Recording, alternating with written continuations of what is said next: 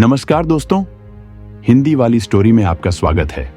आज हम आपके लिए लेकर आए हैं मुंशी प्रेमचंद द्वारा लिखी एक कालजयी कहानी, दूध का दाम।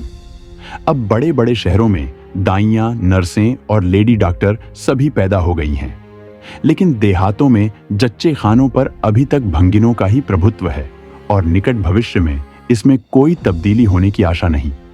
बाबू महेशनाथ अपने गांव के जमींदार थे, शिक्षित थे और जच्चे खानों में सुधार की आवश्यकता को मानते थे, लेकिन इसमें जो बाधाएं थीं उन पर कैसे विजय पाते। कोई नर्स देहात में जाने पर राजी न हुई और बहुत कहने सुनने से राजी भी हुई तो इतनी लंबी चौड़ी फीस मांगी कि बाबू साहब को सिर झुकाकर चले आने के सिवा और कुछ न सूझा। लेडी डॉक्टर के पास जाने की उन्हें हिम्मत न पड़ी। उसकी फीस पूरी करने के लिए तो शायद बाबू साहब को अपनी आधी जायदाद बेचनी पड़ती। इसीलिए जब 3 कन्याओं के बाद वह चौथा लड़का पैदा हुआ तो फिर वही गूदड़ था और वही गूदड़ की बहू। बच्चे अक्सर रात ही को पैदा होते हैं। एक दिन आधी रात को चपरासी ने गूदड़ के द्वार पर ऐसी हाक लगाई कि पास पड़ोस में भी जाग पड़ गई। लड़की न थी कि मरी आवाज से पुकारता। गूदड़ के घर में इस शुभ अवसर के लिए महीनों से तैयारी हो रही थी। भय था तो यही कि फिर बेटी न हो जाए, नहीं तो वही बधा हुआ 1 रुपया और एक साड़ी मिलकर रह जाएगी। इस विषय में स्त्री पुरुष में कितनी ही बार झगड़ा हो चुका था, शर्त लग चुकी थी।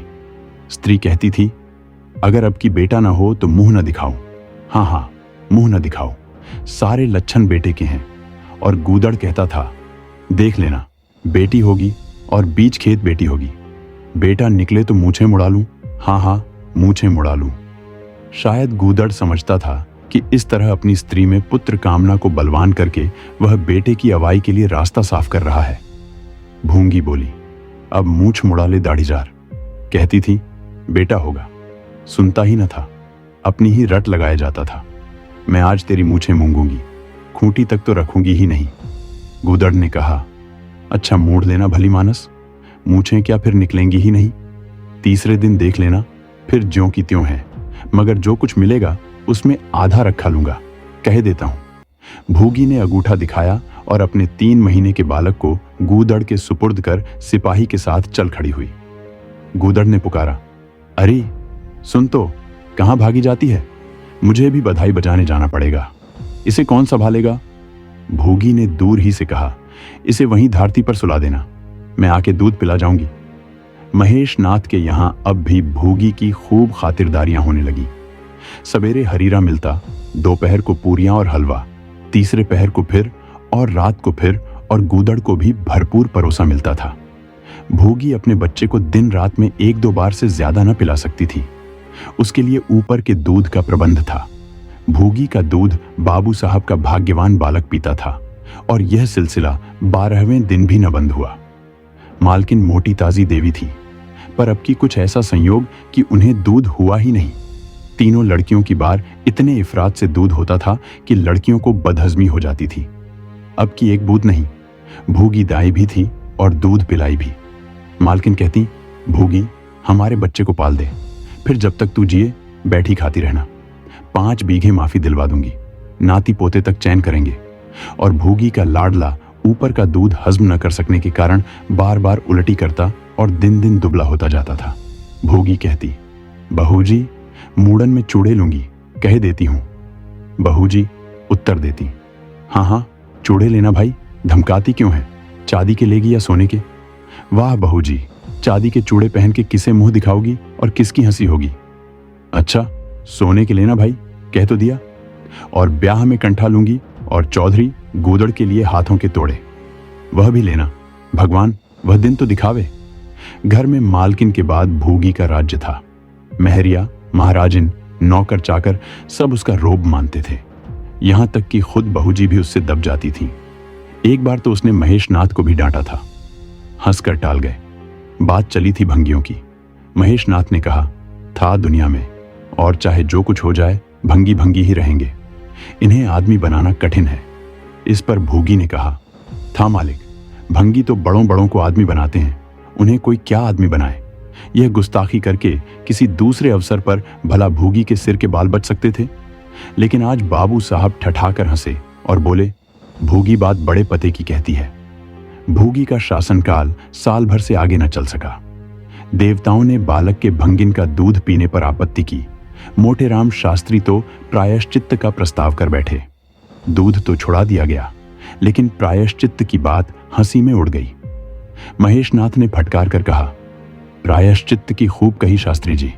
कल तक उसी भंगिन का खून पीकर पला, अब उसमें छूत घुस गई। वाह रे आपका धर्म। शास्त्री जी शिखा फटकार कर बोले, यह सत्य है, वह कल तक भंगिन का रक्त पीकर पला, मांस खाकर पला, यह भी सत्य है। लेकिन कल की बात कल थी, आज की बात आज। जगन्नाथपुरी में छूत अछूत सब एक पंगत में खाते हैं, पर यहां तो नहीं खा सकते। बीमारी में तो हम भी कपड़े पहने खा लेते हैं, खिचड़ी तक खा लेते हैं बाबूजी, लेकिन अच्छे हो जाने पर तो नेम का पालन करना ही पड़ता है। आपत धर्म की बात न्यारी है। तो इसका यह अर्थ है कि धर्म बदलता रहता है, कभी कुछ कभी कुछ। और क्या, राजा का धर्म अलग, प्रजा का धर्म अलग, अमीर का धर्म अलग, गरीब का धर्म अलग। राजे महाराजे जो चाहें खाए, जिसके साथ चाहें खाए, जिसके साथ चाहें शादी ब्याह करें, उनके लिए कोई बंधन नहीं। समर्थ पुरुष हैं, बंधन तो मध्य वालों के लिए है। प्रायश्चित्त तो न हुआ, लेकिन भूगी को गद्दी से उतरना पड़ा। हाँ, दान दक्षिणा इतनी मिली कि वह अकेले ले न जा सकी, और सोने के चूड़े भी मिले। एक की जगह दो नई सुंदर साड़ियां मामूली नैनसुख की नहीं, जैसी लड़कियों की बार मिली थीं। इसी साल प्लेग ने जोर बांध और गूदड़ पहले ही चपेट में आ गया। भूगी अकेली रह गई, पर गृहस्थी ज्यों की त्यों चलती रही।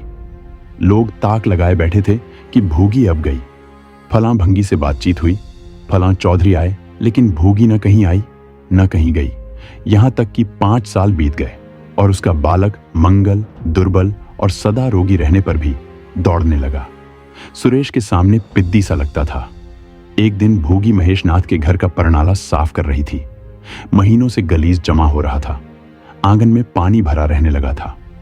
परनाले में एक लंबा मोटा बांस डालकर जोर से हिला रही थी। पूरा दाहिना हाथ परनाले के अंदर था कि एकाएक उसने चिल्लाकर हाथ बाहर निकाल लिया, और उसी वक्त एक काला सांप परनाले से निकलकर भागा। लोगों ने दौड़कर उसे मार तो डाला, लेकिन भूगी को न बचा सके। समझे, पानी का सांप है, विषैला न होगा, इसलिए पहले कुछ गफलत की गई।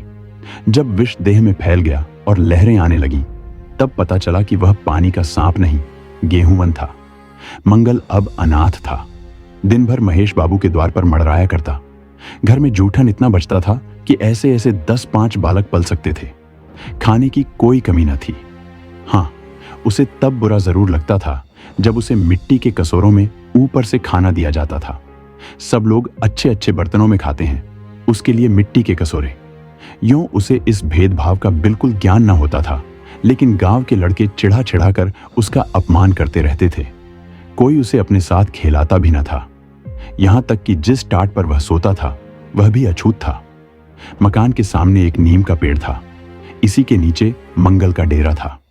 एक फटा सा टाट का टुकड़ा, 2 मिट्टी के कसोरे और एक धोती, जो सुरेश बाबू की उतारण थी। जाड़ा, गर्मी, बरसात, हर एक मौसम में वह जगह एक सी आरामदेह थी, और भाग्य का बली मंगल झुलसती हुई लू, गलते हुए जाड़े और मूसलाधार वर्षा में भी जिंदा और पहले से कहीं स्वस्थ था। बस उसका कोई अपना था तो गांव का एक कुत्ता, जो अपने सहवर्गियों के जुल्म से दुखी होकर मंगल की शरण आ पड़ा था। दोनों एक ही खाना खाते, एक ही टाट पर सोते। तबीयत भी दोनों की एक सी थी, और दोनों एक दूसरे के स्वभाव को जान गए थे। कभी आपस में झगड़ा न होता। गांव के धर्मात्मा लोग बाबू साहब की इस उदारता पर आश्चर्य करते। ठीक द्वार के सामने 50 हाथ भी न होगा, मंगल का पड़ा रहना उन्हें 16 आने धर्म विरुद्ध जान पड़ा। 6 यही हाल रहा तो थोड़े ही दिनों में धर्म का अंत ही समझो।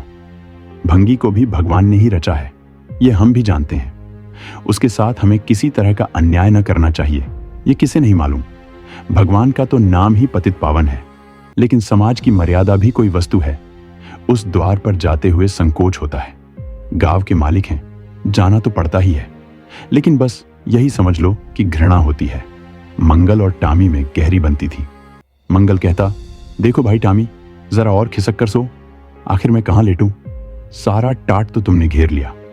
टामी कूकू करता, दुम हिलाता और खिसक जाने के बदले और ऊपर चढ़ाता एवं मंगल का मुंह चाटने लगता। शाम को वह एक बार रोज अपना घर देखने और थोड़ी देर रोने जाता।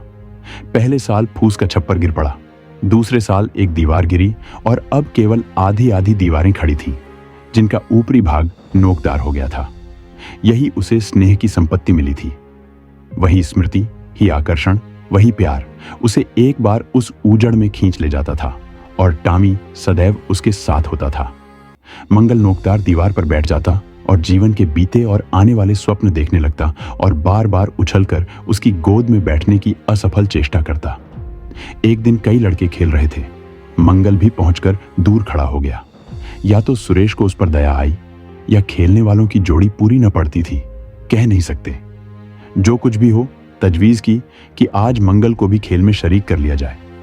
यहां कौन देखने आता है? क्यों रे मंगल, खेलेगा? मंगल बोला, ना भैया, कहीं मालिक देख लें तो मेरी चमड़ी उधोड़ दी जाए। तुम्हें क्या, तुम तो अलग हो जाओगे। सुरेश ने कहा, तो यहां कौन आता है देखने बे? चल, हम लोग सवार सवार खेलेंगे। तू घोड़ा बनेगा, हम लोग तेरे ऊपर सवारी करके दौड़ाएंगे। मंगल ने शंका की, मैं बराबर घोड़ा ही रहूंगा कि सवारी भी करूंगा, यह बता दो। यह प्रश्न टेढ़ा था, किसी ने इस पर विचार न किया था। सुरेश ने एक क्षण विचार करके कहा, तुझे कौन अपनी पीठ पर बिठाएगा, सोच। आखिर तू भंगी है कि नहीं?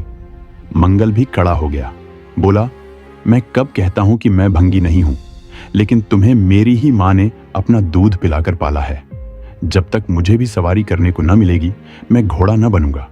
तुम लोग बड़े चगड़ हो, आप तो मजे से सवारी करोगे और मैं घोड़ा ही बना रहूं। सुरेश ने डांट कर कहा, तुझे घोड़ा बनना पड़ेगा, और मंगल को पकड़ने दौड़ा। मंगल भागा, सुरेश ने दौड़ाया। मंगल ने कदम और तेज किया। सुरेश ने भी जोर लगाया, मगर वह बहुत खा खा कर थुल थुल हो गया था और दौड़ने में उसकी सांस फूलने लगती थी। आखिर उसने रुक कर कहा, आकर घोड़ा बनो मंगल, नहीं तो कभी पा जाऊंगा तो बुरी तरह पीटूंगा। तुम्हें भी घोड़ा बनना पड़ेगा। अच्छा, हम भी बन जाएंगे। तुम पीछे से निकल जाओगे, पहले तुम घोड़ा बन जाओ, मैं सवारी कर लूं, फिर मैं बनूंगा। सुरेश ने सचमुच चकमा देना चाहा था। मंगल का यह मुतालबा सुनकर साथियों से बोला, देखते हो इसकी बदमाशी, भंगी है ना? तीनों ने मंगल को घेर लिया और उसे जबरदस्ती घोड़ा बना दिया। सुरेश ने चटपट उसकी पीठ पर आसन जमा लिया और टिकटिक करके बोला, चल घोड़े चल।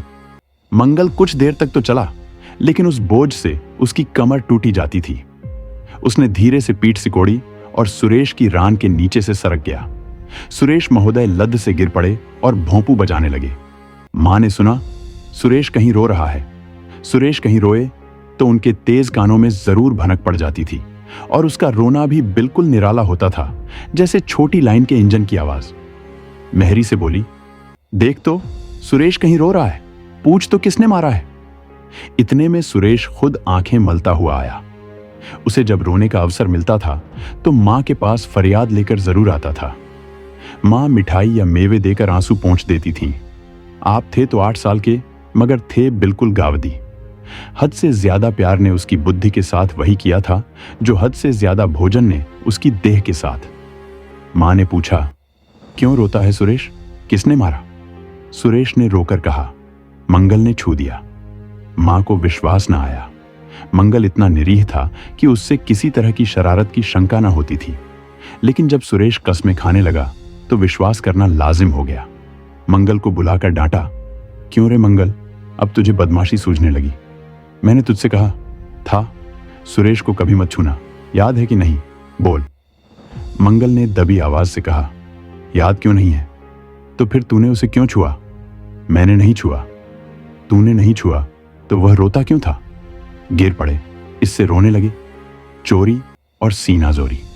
देवी जी दांत पीसकर रह गई।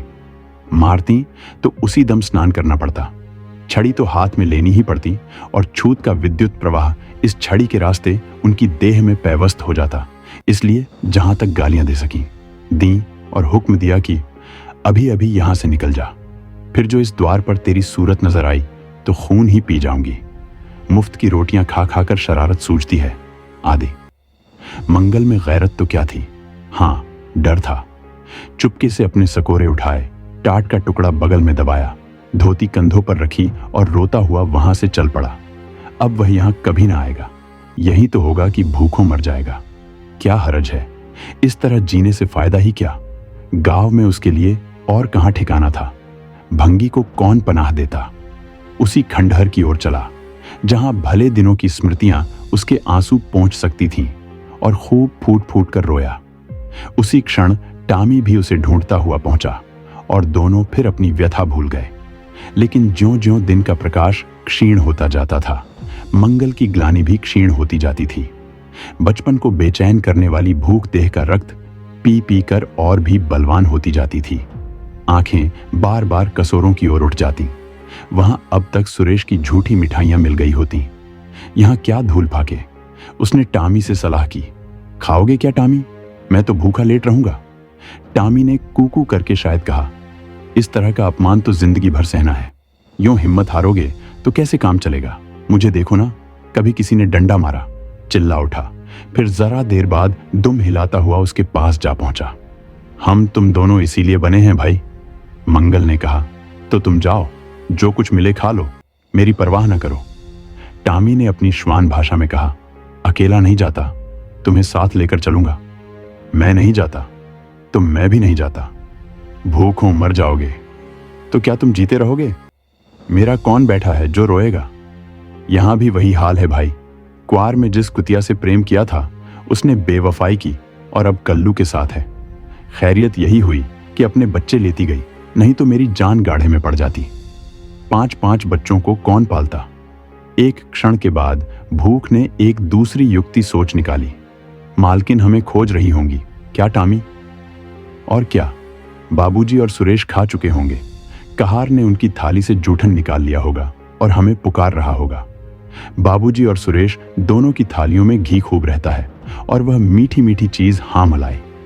सबका सब घूरे पर डाल दिया जाएगा। देखें, हमें खोजने कोई आता है? खोजने कौन आएगा? क्या कोई पुरोहित हो? एक बार मंगल मंगल होगा और बस थाली प्रणाली में उड़ेल दी जाएगी। अच्छा तो चलो चलें, मगर मैं छिपा रहूंगा। अगर किसी ने मेरा नाम लेकर न पुकारा तो मैं लौट आऊंगा, ये समझ लो। दोनों वहां से निकले और आकर महेश नाथ के द्वार पर अंधेरे में दबक कर खड़े हो गए। मगर टामी को सब्र कहाँ। वह धीरे से अंदर घुस गया। देखा, महेश नाथ और सुरेश थाली पर बैठ गए हैं। बरोठे में धीरे से बैठ गया, मगर डर रहा था कि कोई डंडा न मार दे। नौकर में बातचीत हो रही थी। एक ने कहा, आज मगलवा नहीं दिखाई देता, मालकिन ने डांटा था, इससे भागा है शायद। दूसरे ने जवाब दिया, अच्छा हुआ निकाल दिया गया। सवेरे सवेरे भंगी का मुंह देखना पड़ता था। मंगल और अंधेरे में खिसक गया। आशा गहरे जल में डूब गई। महेश नाथ थाली से उठ गए। नौकर हाथ धुला रहा है, अब हुक्का पिएंगे और सोएंगे। सुरेश अपनी मां के पास बैठा कोई कहा, नी सुनता सुनता सो जाएगा। गरीब मंगल की किसे चिंता है? इतनी देर हो गई, किसी ने भूल से भी न पुकारा। कुछ देर तक वह निराश सा वहां खड़ा रहा। फिर एक लंबी सांस खींचकर जाना ही चाहता था कि कहार पत्तल में थाली का जूठन ले जाता नजर आया। मंगल अंधेरे से निकलकर प्रकाश में आ गया। अब मन को कैसे रोके? कहार ने कहा, अरे तू यहां था, हमने समझा कि कहीं चला गया। ले खा ले, मैं फेंकने ले जा रहा था। मंगल ने दीनता से कहा, मैं तो बड़ी देर से यहां खड़ा था। तो बोला, क्यों नहीं? मारे डर के? अच्छा ले खा ले। उसने पत्तल को ऊपर उठाकर मंगल के फैले हुए हाथों में डाल दिया। मंगल ने उसकी ओर ऐसी आंखों से देखा जिसमें दीन कृतज्ञता भरी हुई थी। टामी भी अंदर से निकल आया था। दोनों वहीं नीम के नीचे पत्तल में खाने लगे। मंगल ने एक हाथ से टामी का सिर सहलाकर कहा, देखा, पेट की आग ऐसी होती है। ये लात की मारी हुई रोटियां भी न मिलती तो क्या करते? टामी ने दुम हिला दी। सुरेश को अम्मा ने पाला था। टामी ने फिर दुम हिलाई। लोग कहते हैं दूध का दाम कोई नहीं चुका सकता, और मुझे दूध का यह दाम मिल रहा है।